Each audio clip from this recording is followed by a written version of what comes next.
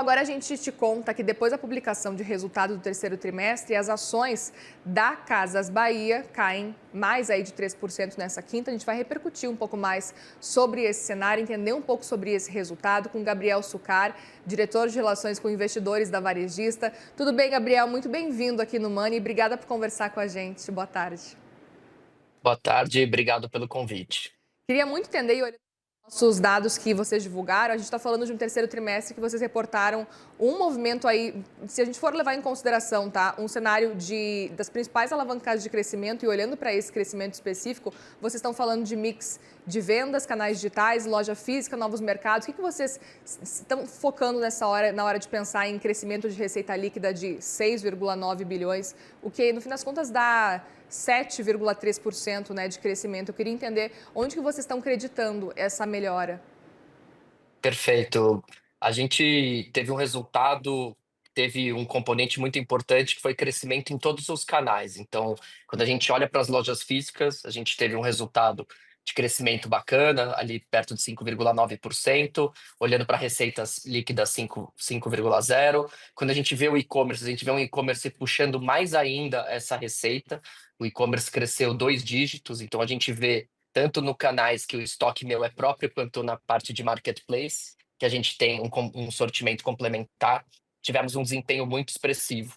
E a gente tem visto sim o e-commerce um pouco melhor que as lojas físicas nesse terceiro tri, isso já foi também parecido no segundo, e a gente acha que essa tendência pode continuar.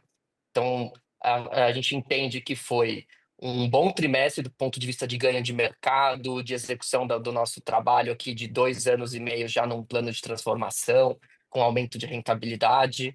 Então, acho que ele vem coroando e a gente vem conseguindo gradualmente entregar essa trajetória de retomada de crescimento, foco nas categorias que é core, né, que são destino do nosso nome Casas Bahia. Então, acho que isso tem trazido, sim, um incremento tanto de volume, ganho de mercado, né, quanto uma melhora aí de percepção, né, do mercado online frente ao físico, dado também, acho que um comportamento do consumidor recente. E até aproveito para te perguntar, porque a gente está vendo uma melhoria na questão operacional e olhando justamente aqui para o balanço divulgado de vocês, a gente está vendo e repercutindo um resultado líquido que, no fim das contas, apresentou um prejuízo aí de 496 milhões de reais. Eu queria entender se na avaliação de vocês é isso que o mercado está sentindo, esse impacto. Vocês estão vendo as ações Casas Bahia nesse momento caindo em torno mais ou menos de 3%. Eu queria entender também quais são os principais fatores que na avaliação de vocês pesaram para trazer esse ponto específico para baixo.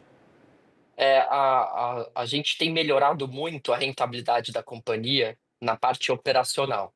Então, tanto o crescimento de receita, melhoria de algumas margens, disciplina de despesas, tem levado a companhia a ter uma margem EBITDA, que a gente chama, pelo oitavo trimestre consecutivo com crescimento. Mas ela ainda é insuficiente para que a empresa dê lucro, dado que a empresa tem uma despesa financeira com juros de dívida ainda elevado, principalmente pelo patamar da Selic. Então, a companhia ainda é muito afetada por essa variação que teve de um ano para cá, que a taxa média saiu de 10,5% para quase 15%, né, pegando médias aí de períodos de taxa de juros. Isso faz com que o meu custo financeiro ele aumente naturalmente. E se o meu negócio está crescendo e eu tenho aí uma questão de volume, isso acaba potencializando.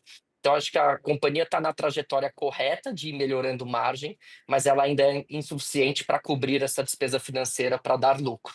Então, pode ter sido uma percepção de mercado, né, dado também recente dos dados macroeconômicos, que talvez essa questão de taxa de juros tenha uma velocidade diferente, né, do que o mercado espera, e por isso a gente tem aí que aumentar mais ainda a nossa margem EBITDA para compensar essa questão da despesa financeira.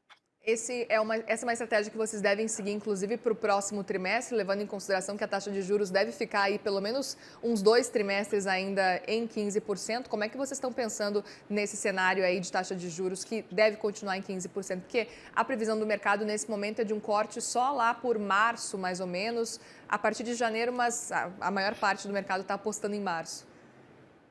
A gente tem que trabalhar como se não fosse cair a taxa. Tá. Acho que essa é a cabeça da companhia, como a gente tem que modelar nosso orçamento, planejar nosso ano e ser eficiente para conseguir ter resultados melhores mesmo com esse patamar de juros. Então, nesse sentido, cabe à companhia conseguir continuando crescendo venda, continuar melhorando margem, ser disciplinado aqui em despesa, para que a gente vá conseguindo ter cada vez mais esse poder frente ao impacto da Selic. E acho que essa é a cabeça da companhia. E você tem que ser mais eficiente, tem que trabalhar mais e fazer todo esse plano independente da queda. Óbvio que a queda nos ajuda muito, mas ao mesmo tempo você tem que trabalhar diante de um cenário que está exposto. Então, acho que a companhia tem sim ainda ferramentas, ativos e caminhos para que vá melhorando gradualmente a margem para que compense a questão dessa despesa financeira. E se vier um vento a favor, aí a gente captura, né? Mas não pode ficar esperando isso, porque isso não é uma certeza. E aí, falando em vento a favor, você citava há pouco a questão do e-commerce, como vendeu mais, e marketplace como um todo. Eu queria entender se esse desempenho positivo tem relação com a parceria com o Mercado Livre. Se vocês estão pensando agora em novos movimentos semelhantes, estão esperando alguma parceria também em grande escala, alguma participação de resultado? Como é que vocês estão conversando com o Mercado Livre nesse sentido depois de um resultado como esse?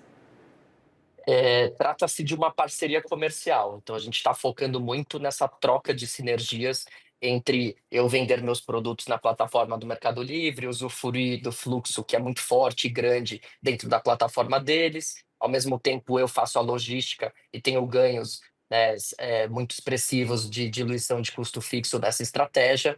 Então, acho que aqui é uma parceria comercial que pode evoluir para questões mais para frente, talvez de logística, meios de pagamento, mas hoje ela começou praticamente em novembro.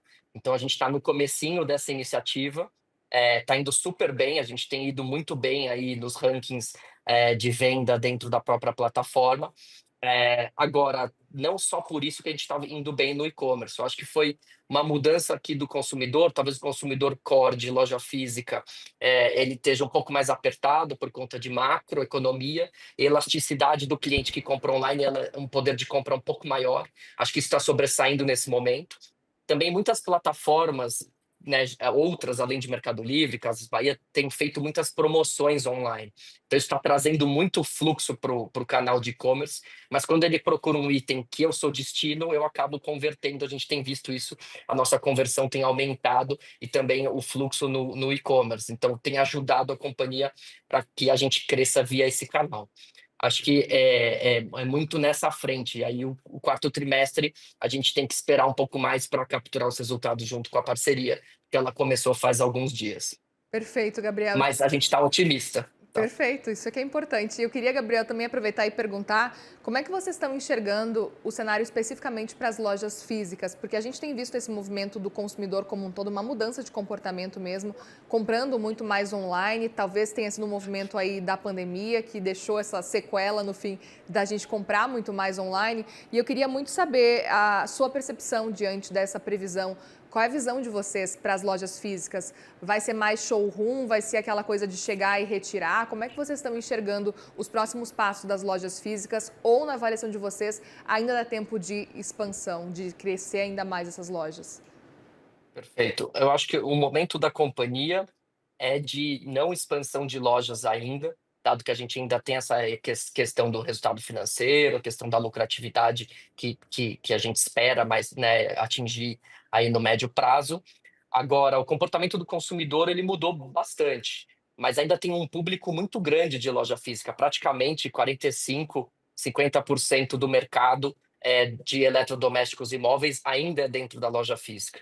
E é um cliente que demanda crédito, então é uma questão muito da escolha do produto, ele pensa muito, ele toma uma decisão, ele tem um dinheiro único para fazer essa compra, então às vezes não é uma questão tão por impulso como o e-commerce.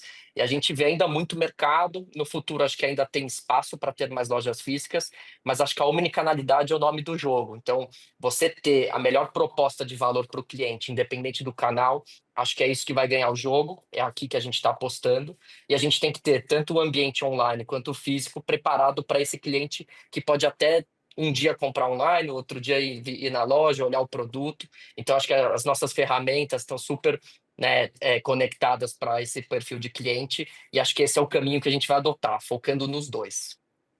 Muito bem, Gabriel Sucar, diretor de Relações com Investidores da Varejista Casas Bahia. Obrigada mais uma vez pela conversa e volte sempre aqui, viu, no Money. Voltarei. Obrigado. Um abraço a todos. Obrigada, um abraço, boa tarde para você.